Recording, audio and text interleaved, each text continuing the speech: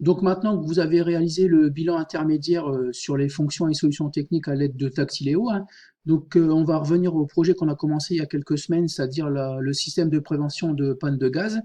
Donc je vous ai remis ce que vous allez devoir remplir, c'est ce schéma-là, d'accord? Donc c'est un schéma que vous connaissez déjà. Je vous ai remis également la méthode en fait par quelles différentes étapes il faut passer en fait pour remplir ce type de schéma là. Donc je vais vous aider un petit peu, hein.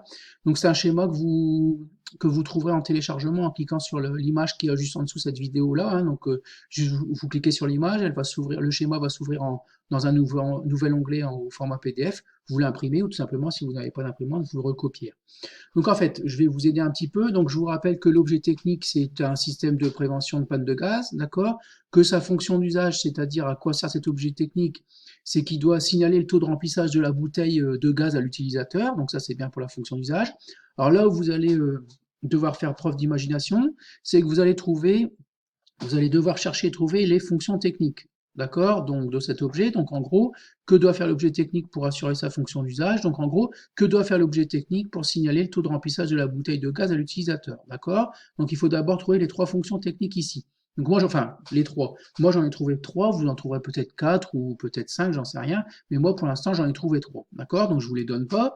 Donc, il faut bien répondre, en fait, à que doit faire l'objet technique pour signaler le taux de remplissage de la bouteille de gaz à l'utilisateur. D'accord?